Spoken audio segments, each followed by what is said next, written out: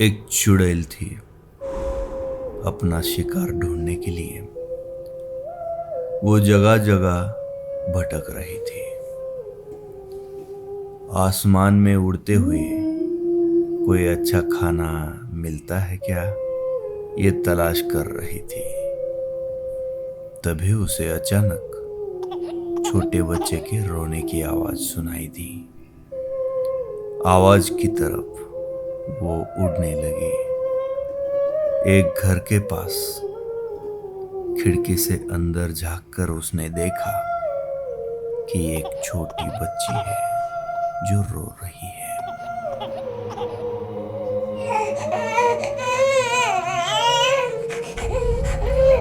घर गिरने के कारण उसके माँ बाप मलबे में दब के शायद मर गए।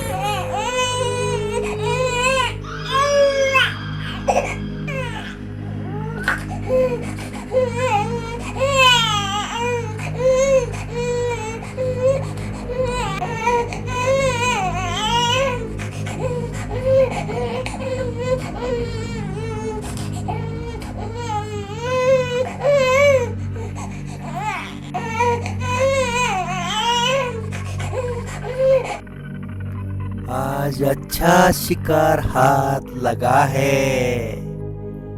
आज इसी को खाते हो और मेरी भूख मिटाते हो।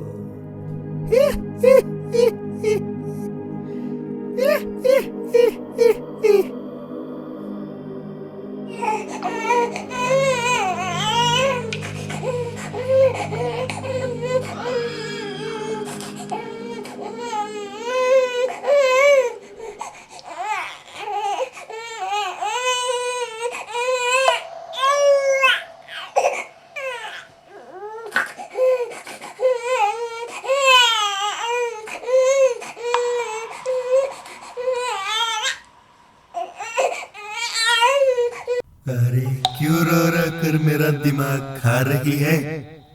कल तो तुझे खाना ही है। एक दिन के लिए चुप नहीं रह सकती।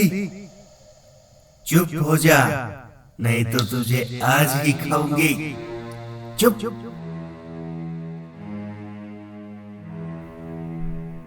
जैसे ही चुड़ैल ने बच्ची को गोद में लिया, बच्ची रोना भूलकर उसकी तरफ देखकर हंसने लगी।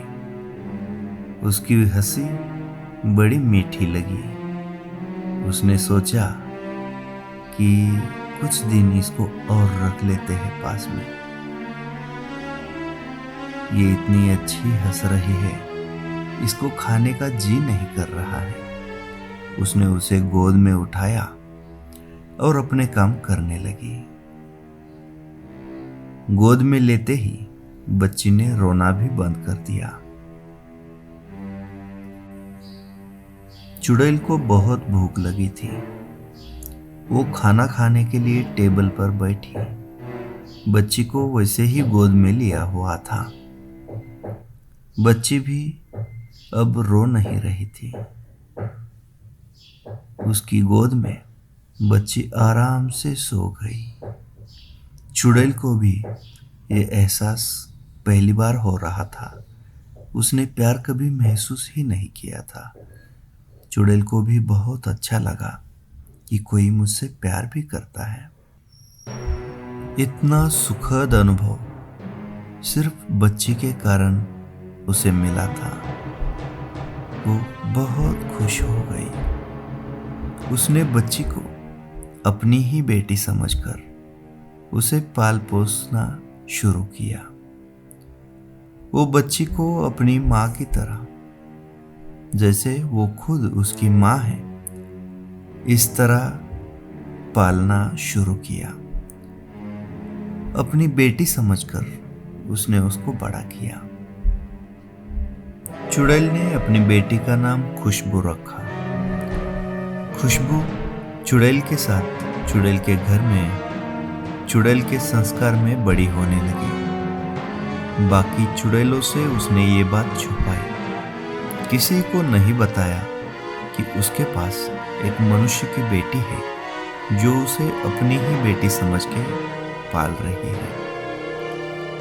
मगर ये बात कितने दिन छुपनी थी। धीरे धीरे उसकी बेटी बड़ी होने लगी। माँ, मैं तुम्हारे जैसी क्यों नहीं दिखती माँ? मुझे बताओ ना, मैं तुम्हारे जैसे उड़ क्यों नहीं सकती? आप मुझे उड़ना कब सिखाओगे? तरह तरह के सवाल वो अपनी माँ से पूछने लगी। चुड़ैल उसे हर जगह अपने साथ ही लेके घूमती थी, क्योंकि उसे डर था कि उसकी गैर मौजूदगी में कोई दूसरी चुड़ैल उसे खा ना ले।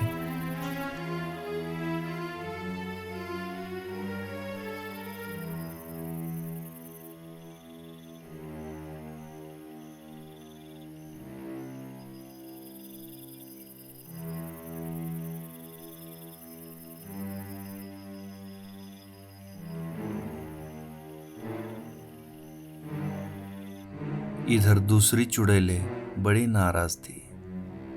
कैसे एक मनुष्य की बेटी चुड़ैल के बीच पल सकती है, और वो भी एक चुड़ैल उसे बिना खाए उसके साथ रह सकती है। वो उसको साथ लेके ही घूमती है, उसे कभी अकेला नहीं छोड़ती है। कुछ भी करके उसे खाना पड़ेगा। चुड़ैल का इस तरह मनुष्य के साथ रहना क्या तुम्हें ठीक लगता है? ये तो चुड़ैल जाति का अपमान है। उसे तो खाना ही पड़ेगा। आज नहीं तो कल जरूर खाएंगे। तुम इसे क्यों नहीं खा रही हो? तुमसे नहीं होता तो हमारे हवाले कर दो, हम इसको खाते हैं। तुम्हारी इतनी हिम्मत, मुझसे मेरी बेटी को जुदा करोगे? और तुम्हें क्या लगता है मैं तुम्हें जिंदा छोड़ दूंगी? हटो यहाँ से, नहीं तो तुम्हें मैं कच्चा चबा जाऊंगी।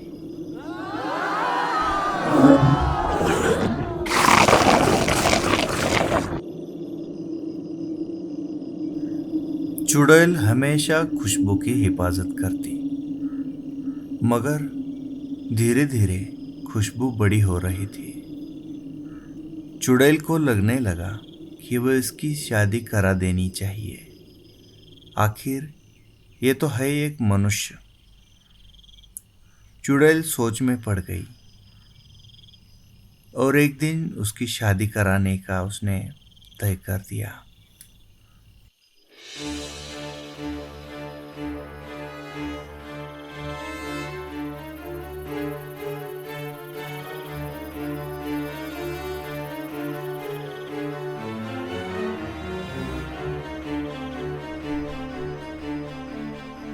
शादी के बाद अपनी बेटी से बिछड़ने का उसको डर लगने लगा, मगर उसने सोचा कि उसके लिए यही सही फैसला रहेगा। एक दिन वो मनुष्य का रूप लेके उसके लिए लड़का देखने के लिए निकल गई।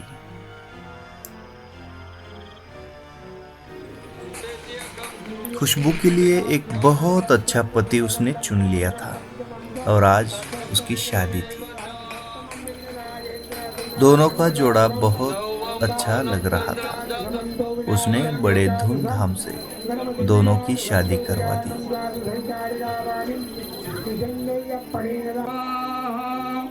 ओम समानाय स्वाहा, ओम उदानाय स्वाहा, ओम यानाय स्वाहा। विदाई के वक्त चुड़ैल बहुत रोई और उसकी सुरक्षा के लिए एक अंगूठी उसने निकाली। वो अंगूठी खुशबू को देते समय उसने कहा,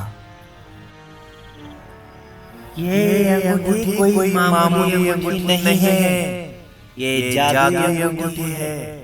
ये सदैव तुम्हारी रक्षा करेगी।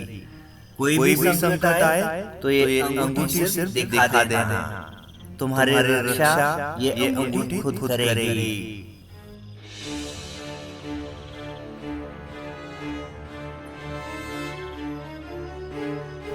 खुशबू अपने पति के साथ वापस लौट ही रही थी, मगर अचानक दो चुड़ैल उनके सामने आके रुक गई।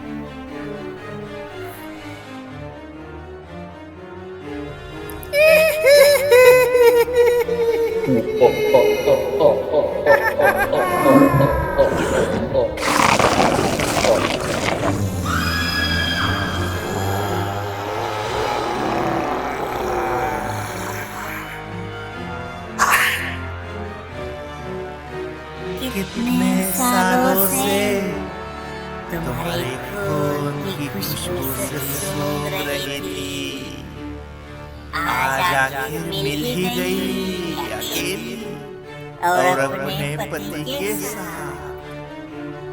अब मैं तुम्हें खा जाऊंगी।